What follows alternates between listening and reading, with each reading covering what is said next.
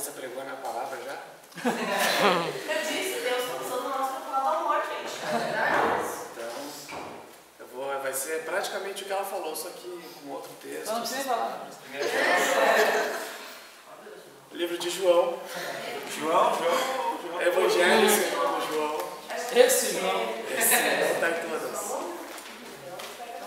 Capítulo de número 20. Olha aí. João 20. A partir do versículo 19.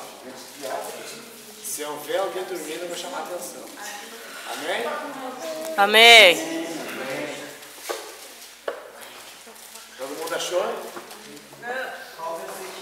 Versículo 19.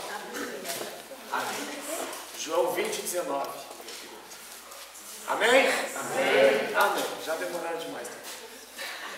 Ao cair da tarde daquele primeiro dia da semana, estando os discípulos reunidos a portas trancadas, por medo dos judeus, Jesus entrou, se colocou no meio deles e disse: paz seja com vocês. Tendo dito isso, mostrou-lhes a mão e o lado. Os discípulos alegraram-se quando viram o Senhor. Novamente Jesus disse: paz seja com vocês. Assim como o Pai me enviou, eu os envio. E com isso soprou sobre eles e disse: recebam o Espírito Santo. Se perdoarem os pecados de alguém, estarão perdoados. Se não os perdoarem, não estarão perdoados. Tomé, chamado Dídimo, um dos 12, não estava com os discípulos quando Jesus apareceu. Os outros discípulos disseram a Tomé: vimos o Senhor. Mas Tomé respondeu: se eu não vir a marca dos pregos nas suas mãos, não colocar o meu dedo onde estavam os pregos e não puser a minha mão no seu lado, não crerei. Uma semana mais tarde, seus discípulos estavam outra vez ali, Tomé com eles. Apesar de estarem trancadas as portas, Jesus entrou, se colocou no meio deles e disse: paz seja com vocês. E Jesus disse a Tomé: coloque o seu dedo aqui, veja as minhas mãos, estenda a sua mão e coloque-a no meu lado. Pare de duvidar e creia. E respondeu Tomé: Senhor meu e Deus meu. Bom, hoje eu não tenho nenhum tema específico que eu vou tratar, vou simplesmente buscar entender um pouco mais desse texto aqui, da história de Jesus e Tomé, nessa passagem. E para nós entendermos um pouco o que estava acontecendo, era um final de tarde, era um dia de domingo, e era domingo e Jesus tinha sido crucificado na sexta. E os discípulos estavam apavorados, né? Porque eles depositaram todas as fichas deles em Jesus. Eles abandonaram os empregos, abandonaram as famílias, tudo para seguir a Jesus e caminhar com Jesus. Por quê? Porque Jesus chegou dizendo que era o Filho de Deus, e mais do que isso, Jesus chegou dizendo que era o próprio Deus, que era o único caminho, a verdade e a vida, e que eles creram em Jesus, eles creram que havia uma salvação, e que mesmo que a única forma de alcançar essa salvação seria abandonando a própria vida, eles mesmo assim decidiram isso, abandonaram a própria vida e buscaram essa salvação. E quando nós lemos o começo desse texto de forma assim superficial, não parece ter nada demais assim. Jesus entra, se coloca no meio deles e diz: paz seja com vocês, parece que ele está só cumprimentando. Mas quando eu li o Espírito Santo ministrando em mim também, parece ser brincadeira o que Jesus faz. Porque, imagina, eles estavam trancados, as portas trancadas, porque a qualquer momento os romanos iam entrar para matar eles. Todo mundo tinha visto que eles andavam com Jesus e eles estavam condenados à morte. E não tinha mais ninguém por eles, as famílias eles tinham abandonado eles não tinham com o que se sustentar. E aí chega um homem, se coloca no meio deles e diz: paz seja com vocês. E é interessante também que a Bíblia mostra aqui que Jesus ele não se identificou quando entrou no meio deles. Muito provavelmente, quando Jesus acabou de entrar, eles não perceberam que era Jesus. E talvez por isso, se eu estivesse ali com eles, eu teria me indignado. Eu teria dito: paz? Como é que eu vou ter paz? Eu perdi a minha vida, eu vou morrer a qualquer momento. Eu segui aquele Jesus que dizia ser Deus, mas como é que ele era Deus se ele morreu? Eu vi ele morrer, Se ele fosse Deus, ele seria poderoso, não deixaria com que matassem ele. Eu ficaria completamente indignado, eu mandaria o cara embora. Eu estaria com muito medo, apavorado, talvez pensaram que era um dos romanos que estava ali para matar eles. Tanto que Jesus disse, paz seja com vocês, e depois ele tem que dizer isso de novo, porque na primeira vez, eu creio pelo menos, que os discípulos não acreditaram que era Jesus, não creram no que Jesus falou. Só que em meio a todo medo, em meio a toda a incredulidade dos seus próprios discípulos, o que Jesus fez para que eles acreditassem? Mostrou a mão e o lado. E a mão, quando Jesus mostra a mão furada dele, mostra todo o sofrimento que ele passou. Eu assistindo algumas pregações, estudando, aprendi que o momento de maior dor de Jesus na cruz foi o momento que o prego entrou na mão dele, inclusive com o rompimento de parte de dentro do corpo. Essa é a maior dor que um homem pode experimentar. Provou a maior dor de todas. Então, quando ele mostra as mãos para os discípulos, ele mostra também que ele sofreu da pior forma que podia sofrer por eles. E o lado, também nas pregações que eu vi, quando ele mostra o lado, todo mundo fala que é de sofrimento também. Mas pensando bem, quando o lado de Jesus foi furado, não houve sofrimento.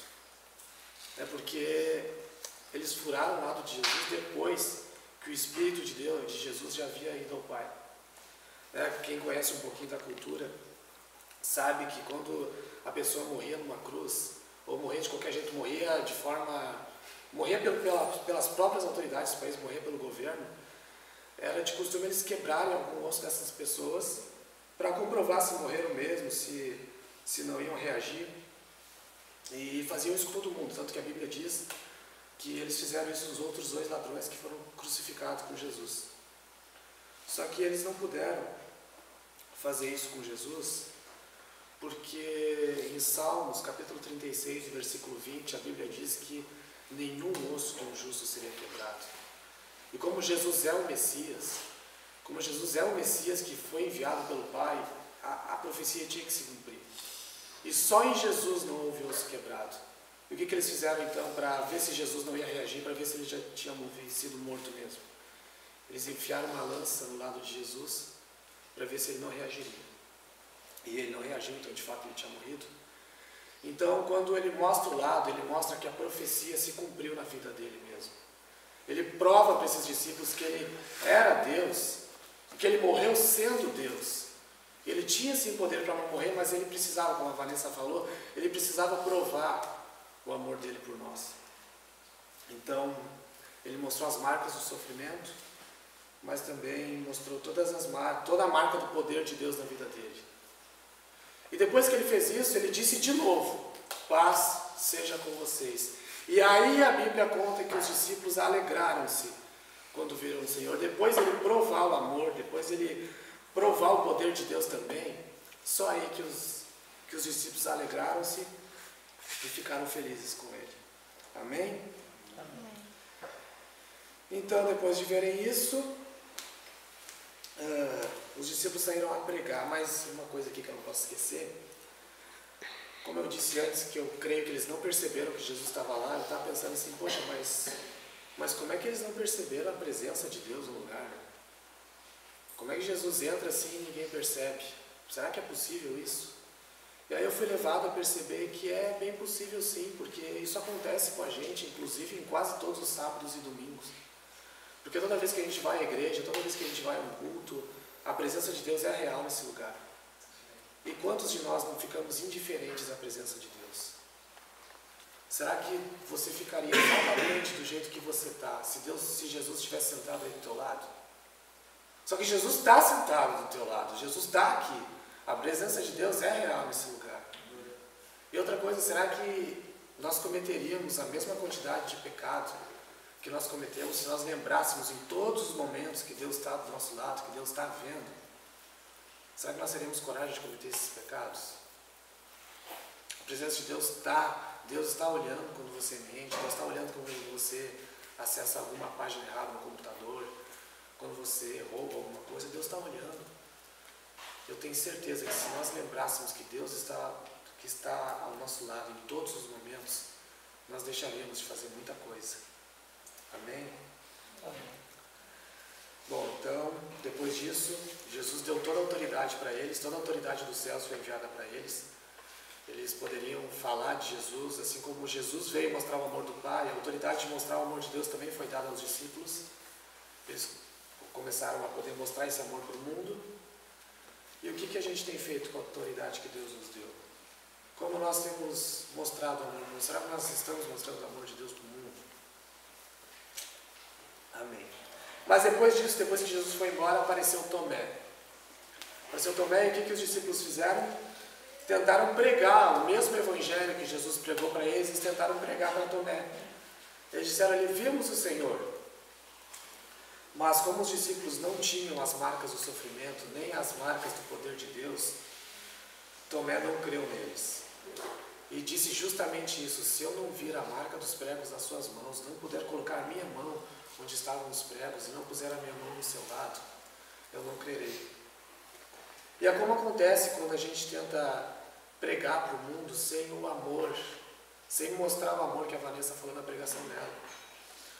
Nós chegamos para o mundo e falamos que o Senhor apareceu, que o Senhor morreu por nós, que Ele nos ama.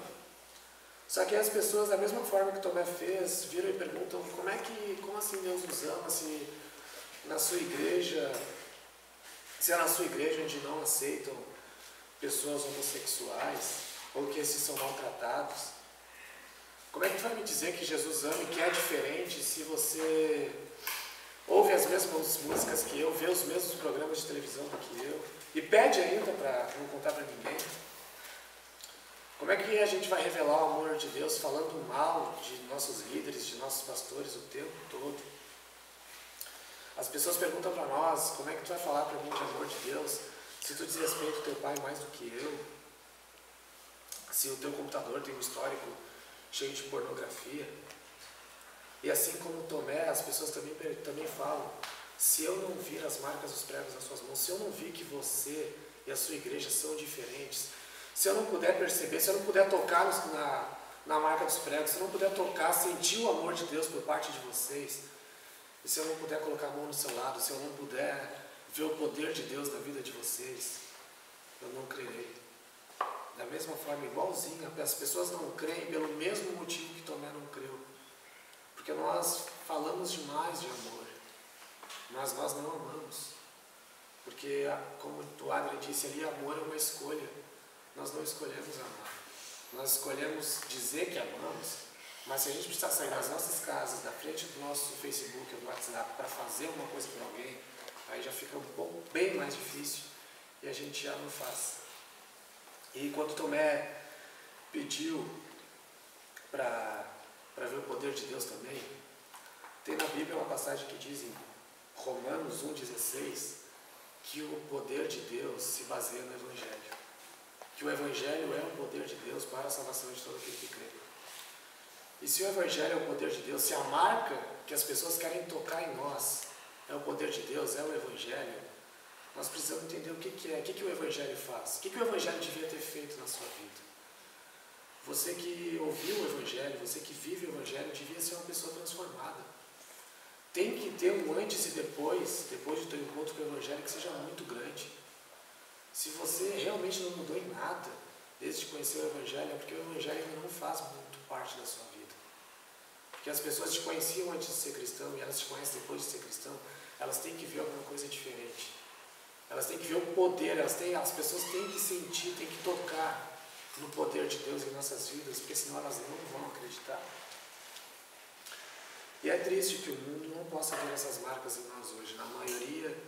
A grande maioria da igreja não reflete, não mostra o amor de Deus para as pessoas.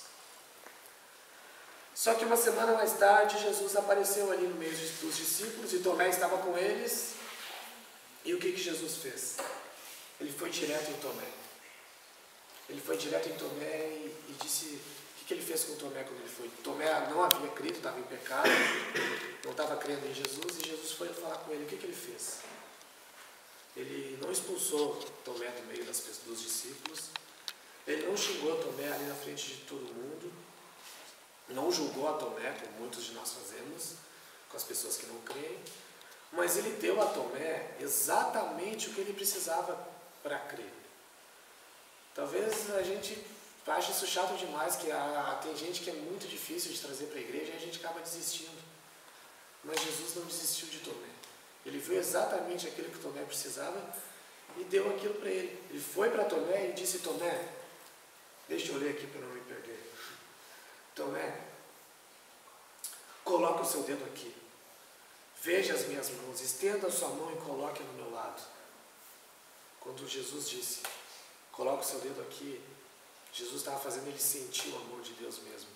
Foi aqui que o prego furou, foi aqui que foi o maior sacrifício de Deus, foi aqui onde Deus escolheu amar, como disse o Adrian. Tomé, sinta esse amor. Olha aqui, Tomé, foi por você. Coloque o seu dedo aqui. Veja o amor. Coloque o seu dedo e veja as marcas dos pregos. Veja que o amor foi verdadeiro. E coloque a mão no meu lado. Como ele era Deus, ele estava cheio do poder de Deus, cheio do Espírito Santo. Jesus não tem como ser transformado pelo Evangelho, porque ele é o próprio Evangelho. Então, ele fez com que Tomé acreditasse assim. E é assim que ele olha para os pecadores. Eu quero que a gente entenda aqui que quando Jesus olha para um pecador, ele não olha assim com uma cara medonha, irritado e tem mais aqui para o inferno mesmo. Não, a Bíblia diz na parábola do filho pródigo que quando o pai vê o filho voltando, o pai corre. O pai fica o tempo todo no horizonte esperando o filho voltar para que ele possa correr, abraçar e beijar esse filho. E mesmo que você tenha vivido em pecado, mesmo que eu tenha vivido em pecado, Jesus está olhando do horizonte, esperando com que nós demos passos para ele, para que ele volte, para que nós voltamos para ele e possa nos abraçar e nos beijar. Porque o maior motivo de Jesus ter morrido na cruz, porque pensa bem, Jesus é Deus, Jesus tinha tudo, Jesus tinha felicidade absoluta. O que Jesus ganhou morrendo na cruz? A única coisa que ele ganhou foi um dia poder te abraçar, foi um dia poder ter a gente no braço dele. Jesus fez tudo isso para ter nós um dia. Ele não julga os pecadores, ele vai julgar sim o pecado, e o pecador será julgado também, mas Jesus ama todos os pecadores. Ele odeia o pecado, mas ama o pecador. E faz com que exercício o amor, mostrou o Pai, mostrou o lado. E depois então de Jesus ter provado todo o amor dele por Tomé, aí que ele pregou o Evangelho. É muito mais fácil, quando as pessoas veem nós, pessoas diferentes mesmo, é muito mais fácil nós falarmos de Deus para essas pessoas. Aí depois ele disse assim para Tomé: pare de duvidar e creia, porque agora você tem condições de crer. Realmente, quando os discípulos falaram, Tomé não tinha como crer. Não tem também por que julgar Tomé. Tomé é o cara da Bíblia que não creu. Não, ele não tinha como crer, ele não tinha sentido o amor, ele não tinha visto o amor. Mas depois de tudo isso, Jesus disse: pare de duvidar e creia, e é assim que Deus quer que nós façamos também. Provamos o nosso amor pelas pessoas, aí pregamos o Evangelho. E aí, assim como Tomé fez, as pessoas vão fazer também. O que Tomé fez? Ele olhou nos olhos do Senhor e disse: Senhor meu e Deus meu.